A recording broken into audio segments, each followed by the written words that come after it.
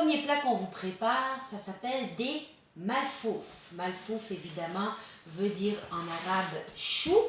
Donc aujourd'hui, on prépare le chou farci.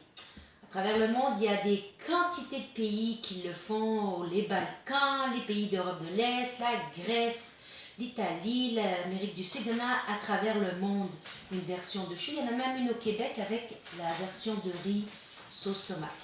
Aujourd'hui, moi, je vous prépare la version libanaise qu'on appelle malfouf mahshi. Donc, chou farci. Évidemment, pour faire ces choux-là, qu'est-ce qu'on va avoir besoin? On va avoir besoin d'un chou, de préférence un chou baladi, qu'on va vendre chez une compagnie qu'on ne doit pas dire le nom. Voilà, on va le dire, Adonis, on en voit souvent du chou baladi. On va avoir besoin de bœuf haché, on va avoir besoin de riz cal rose, de 2 patates environ, peut-être plus, de l'ail, du bouillon de poulet, du sel, du poivre, du 7 épices, épices qu'on retrouve aussi chez Adonis, de la menthe séchée, du citron ou de la lime.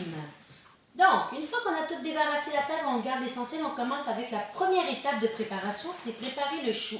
Là, ce qu'on veut, c'est d'enlever le trognon qui est à l'intérieur parce qu'on va faire cuire le chou dans l'eau bouillante pour que les feuilles s'attendrissent un peu. Donc, première étape d'abord, on enlève, on va prendre avec un bon couteau. Moi, j'aime bien ce petit couteau-là que j'ai. Donc, on vient creuser pour enlever le trognon pour qu'évidemment les feuilles se détachent lorsqu'elles cuisent. On ne veut pas qu'elles cuisent trop, donc on enlève quand même assez profondément pour avoir un bon trou à l'intérieur. Et moi, je me débarrasse des premières feuilles parce qu'elles ne sont pas nécessairement les plus belles. Voilà, donc on a notre chou, on va faire le deuxième. Ce qu'on va faire dans une grosse casserole assez haute, on va venir mettre le chou à l'intérieur, le faire bouillir pendant quelques minutes et on va rester devant dès que ça commence à bouillonner pour arracher une feuille à la fois, les enlever par le haut avec une pince. Puis, évidemment, on ne veut pas faire cuire trop le chou parce que les feuilles vont finir par s'émietter. Donc, on fait un premier chou. Moi, j'ai une petite casserole, donc je vais faire un chou à la fois. Lorsque ce chou sera terminé, je vais entamer le deuxième chou. Donc, deuxième entaille, je le prépare quand même. Je vais les partir au feu, puis après, je vais pouvoir faire la recette du mélange à viande et de riz avec les différents épices. Donc, ici, le deuxième chou, on enlève également le trognon. Je vais éventuellement me faire une petite poubelle, comme ça, je vais jeter comme un Ricardo fait. Ça va être bien, ça. Parce qu'évidemment, on n'a pas les moyens de Ricardo, mais bon, quand même. Donc, le deuxième chou est prêt. Je vais partir le bouillon d'ici quelques minutes et je vous reviens. Alors, pendant que le chou cuit tranquillement, qu'il est en train de... Lorsqu'il va commencer à bouillonner, j'irai enlever les feuilles une à une, les mettre dans une passoire pour les laisser refroidir un peu. Dans un bol, ce qu'on va avoir, c'est de la viande hachée. Donc, j'ai acheté de la viande un peu partout, n'importe quoi. Ou moi, je préfère de la viande extra maigre de préférence. Elle est moins grasse. Donc, pour chaque livre de viande que vous avez, c'est une tasse de riz cal rose. Le riz cal rose, c'est un riz, moi j'appelle le riz dodu. C'est un riz qui est rond, qu'on va retrouver dans plusieurs épiceries maintenant aujourd'hui. Donc, cal rose, ça vient de la Californie. Le rose, c'est la sorte. Donc, c'est un riz, moi, ma mère l'a toujours fait comme ça, ma grand-mère l'a toujours fait avec ce riz-là. Donc, ce que j'ai fait préalablement, j'ai rincé le riz à grande eau froide. Puis là, je l'ai laissé essorer. Donc, ici, j'ai 2 livres de viande, donc 2 tasses de riz. Ça va dépendre de vous. Vous allez vous essayer, vous allez essayer votre recette. Moi, j'ai fait des essais au début. Je mettais moins de riz, plus de viande, moins de viande, plus de riz. J'ai trouvé le compromis que 1 livre de viande hachée avec 1 tasse de riz, moi, ça me convenait. Il y avait un bon mélange, c'était 50-50. Donc, ce qu'on veut, évidemment, c'est de mélanger la viande avec le riz. Et évidemment, mettre les épices. Donc, ici, l'épice, c'est une épice 7 Spice. 7 épices que vous allez trouver dans plusieurs épiceries du Moyen-Orient. Ma mère, quand je lui demandais combien ça fait, elle fait, on met comme ça, on met comme ça. Bon, on met comme ça, on met comme ça. Moi, j'en mets quand même, je dirais, 3 bonnes cuillères à soupe de mélange d'épices. Il faut que ça goûte. Cette épice-là, en fait, qu'est-ce que c'est? C'est un mélange de plusieurs épices, 7 épices. Et les Québécois vont dire souvent que ça goûte la tourtière, le mélange de tourtière. Parce que quand ils viennent à la maison, ils goûtent ça, ça goûte la tourtière. Donc, c'est ce qu'on veut. Donc, on mélange un peu de sel, un peu de poivre aussi. Moi, je ne sale pas beaucoup, évidemment. Mais voilà, sel et poivre. Et là, on mélange. On mélange d'abord la viande parce qu'on veut que l'épice se mélange bien avec la viande. Il y a beaucoup de variétés. On a le chou-fleur que la majorité mange. Le brocoli est un chou, évidemment aussi. Donc chou. Il y a le chou chinois. J'ai déjà fait justement cette recette-là avec le chou chinois, qui est un chou beaucoup plus allongé. Et ça allait très bien. Là, je viens de jeter à l'intérieur le riz. Et je mélange évidemment avec les mains. Donc, voici ce que ça donne une fois que c'est terminé. Donc si je regarde mon mélange, ici, c'est quand même assez uniforme. La viande est bien mélangée au riz. Et ça sent vraiment le 7 épices. Donc c'est ce qu'on veut. Ce qu'on va faire, je vais préparer tout ça tout de suite. On va la couper en rondelles. Je vais couper une petite partie juste pour me débarrasser du côté arrondi. Évidemment, je veux qu'elle soit bien déposée dans le fond de la casserole. Et là, je vais me couper des tranches. Évidemment, des belles tranches assez épaisses quand même, je dirais d'un demi-pouce pour pouvoir couvrir le fond de la casserole. Donc ici, quand même une bonne grandeur, un demi-pouce pour que ça cuise. Voilà. Et nos patates sont prêtes, je vais les mettre de côté. On peut également aussi préparer l'ail. Donc on laisse les gousses d'ail telles quelles, ce qu'on fait, même pas besoin de les éplucher. On les coupe en 2 ou en 3. Donc ce qu'on va faire, c'est évidemment on se prépare parce que quand on va déposer les choux à l'intérieur de la casserole, à chaque étage, on va mettre des gousses d'ail et on va parsemer de menthe séchée par-dessus. Nos 2 choux sont finalement prêts. Donc ici, celui-là vient de sortir, on voit qu'il bouillonne encore. Celui-là, ça fait déjà un bon 5-10 minutes qu'il est sorti. On voit que les feuilles sont encore un peu molles, mais pas trop. Là, ce qu'on veut faire, évidemment, pour chaque feuille de chou plutôt, avec un couteau, on va venir enlever la nervure à l'intérieur. Évidemment, ça se plie mal lorsqu'on garde cette nervure-là. Donc cette nervure-là, on n'en a pas vraiment besoin, puis elle n'est pas bonne de toute façon à manger. Là, on se retrouve évidemment dépendamment de la grosseur de la feuille. Moi, ce que j'aime bien faire, j'aime bien avoir des petites feuilles de chou. Donc, je vais couper la feuille tout simplement, si c'est une bonne grandeur, je vais la couper en 2 comme ceci. Et je vais prendre ma farce. Et avec ma farce, je vais venir faire une espèce de long tube tout le long du chou. La quantité, c'est une bonne poignée, vous allez vous ajuster. Moi, je les aime pas trop pleines ni pas assez, donc je ne peux pas vous dire là c'est combien. Je dirais peut-être 2 cuillères à soupe, dépendamment de chaque feuille de chou, ça s'adapte.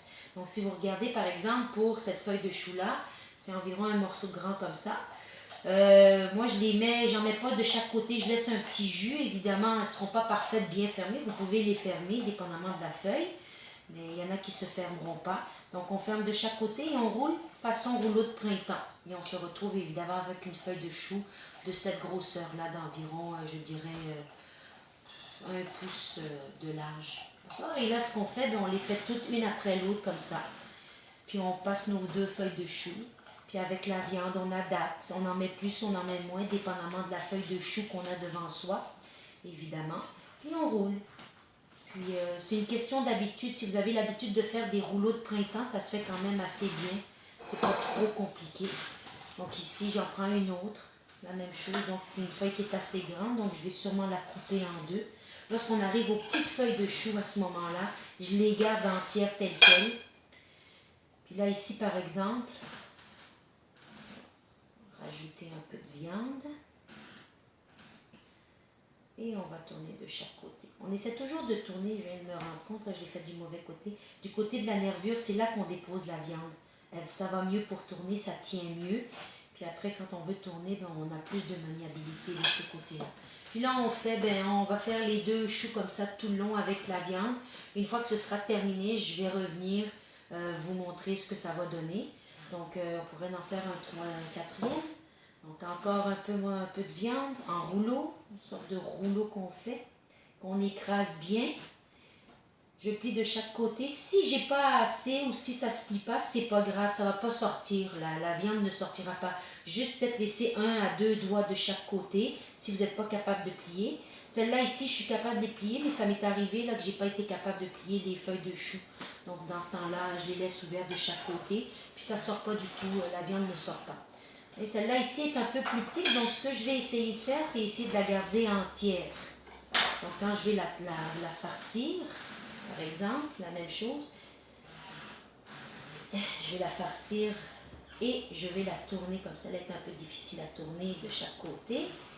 C'est de m'arranger. Donc c'est un peu jouer à Tetris quand on fait ça. Donc, on est rendu à la fin quasiment. J'ai fait presque les 2 choux. J'ai gardé une grande feuille pour vous montrer un peu ce qu'on fait quand on a une grande feuille comme ça. Ça peut faire facilement plusieurs feuilles de chou, plusieurs cigares au chou. Donc ce que je fais, je coupe toujours en 2, j'enlève la nervure. Mais malgré ça, ça me fait quand même une très grosse feuille de chou. Donc, je vais peut-être enlever ici la petite feuille qui n'est pas très belle. Je trouve que ça fait une grosse feuille de chou. Donc ce que je vais faire, je vais venir la séparer tout simplement en 2. Ça va me donner une feuille de chou beaucoup plus petite. Puis évidemment, je vais mettre juste moins de farce à l'intérieur. Mais ça me fait une feuille de chou normale. Ce que je fais lorsque je la fais, ça me fait un triangle environ. Je garde la pointe du triangle vers le haut. Puis je dépose la viande vers le bas et je roule. Encore de la même façon comme un rouleau de printemps. Donc la même chose ici, je la coupe en 2 parce que je trouve que ça fait vraiment trop. Ça va faire trop de chou dans le même goût. Donc ici, je vais rajouter un peu de farce, tourner et voilà. Donc ça nous fait quand même une belle feuille de chou, un beau chou. Ce qu'on a fait tantôt, c'est de placer tous les choux dans la casserole, évidemment, en fond comme ça. À chaque étage, on met des rondelles, des tranches d'ail avec de la menthe séchée. Et on monte les étages comme ça jusqu'en haut, jusqu'au bout. Après, là, j'ai rajouté le bouillon. J'ai comme un petit fond qui me reste. Je vais peut-être rajouter 2 tasses d'eau. Je vais mettre au feu pendant une bonne heure à feu doux. Puis je vais aller réajuster la cuisson. Je vais réajuster également le jus, l'eau. Peut-être rajouter un peu d'eau s'il en manque, évidemment. Puis ça va cuire tranquillement. Puis après, je verrai après 1 heure ce qu'il y en est. Là, ça fait environ 2 heures que ça cuit. Donc, dernier petit coup à donner. Je vais mettre environ 100 ml de jus de citron dans la quantité ici. Et puis après, je vais remélanger avec un peu d'eau et ça va cuire peut-être encore une bonne demi-heure. Et après, ce sera terminé. Je vais vous montrer tout ça. Donc, je vais rajouter l'eau dans quelques minutes et le citron.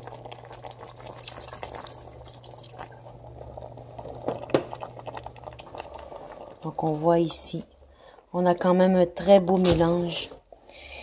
Chaque gousse d'ail non plus en plus aussi en train de cuire. Ça va être délicieux après. Donc voilà. Donc voilà, près de 2h30 que ça cuit environ, même 2h45, ça commence à être pas mal prêt.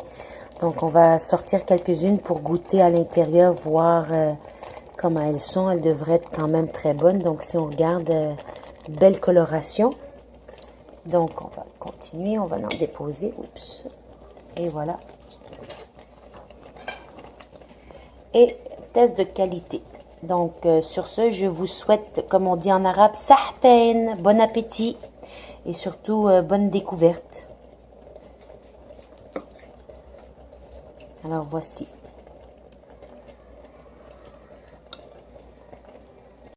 Donc, voici le plat terminé. On les dépose dans une assiette avec du yogourt et on déguste chaque chou avec du yogourt. On trempe dans le yogourt. Et voilà, donc j'espère que vous allez apprécier la recette. Laissez-moi des commentaires pour me dire comment ça allait, comment votre recette a été plutôt. Et puis on se revoit dans une prochaine recette. Bye bye!